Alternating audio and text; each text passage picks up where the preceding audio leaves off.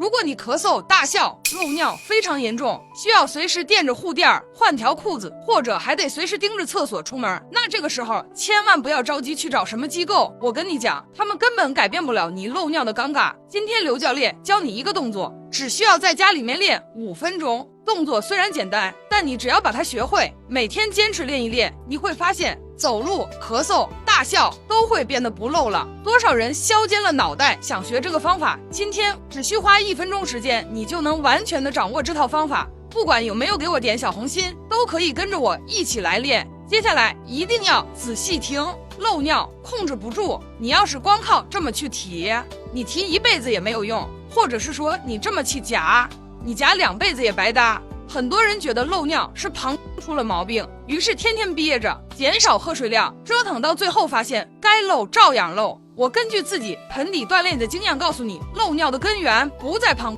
而是盆底出了状况。在你的骨盆底部有一块极其关键却长期被忽视的肌肉群，就是你的盆底肌，它向上托举膀和直肠，中间控制所有的开合，向下与尾骨相连接，承担着托举与支撑的核心功能。所以盆底肌一旦失去了弹性和力量，膀就失去了依托，尿自然就兜不住。而且日常的咳嗽、打喷嚏、走路、跑跳的过程中，盆底肌全程参与发力，重要程度远比你想象的要高。老话说得好，盆底肌有力了，漏尿问题才能真正得到改善，腰腹才会变得扎实有力。但随着年龄慢慢增长，或者经历了生育之后，如果长期懒于锻炼，盆底肌就会加速的松弛退化。这个时候还不采取正确的方式把它给练回来，很快就会发现，不管是咳嗽、走路还是弯腰，都开始漏，不敢离厕所太远，更别提出门旅游了。强化盆底肌就要用简单有效的方法，叫盆底肌的呼吸收放法。不用去跑，也不用去跳，坐在家里面5分钟就能精准的激活盆底肌。说穿了，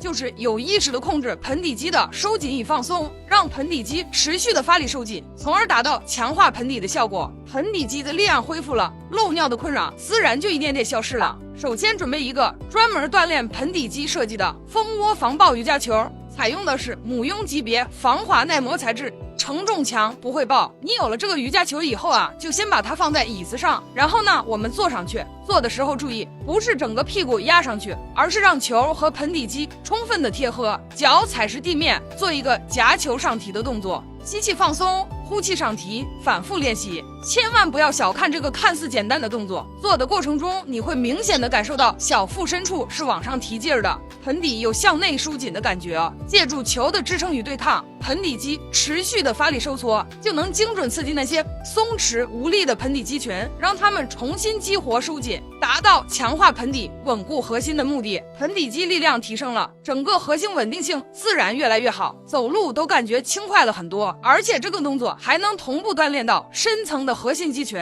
所以每天把这个动作练习2到3组，每组坚持做80到100下，做完之后放松一下，再接着进行。最后提醒大家，挑选蜂窝防爆瑜伽球的时候，一定要选材质扎实、弹力足、不会爆的，这样锻炼起来高效又安全，用起来也更舒服。如果你担心买错买贵了，点我左下角头像，主页有个商品橱刷，厂家正在搞活动，非常划算。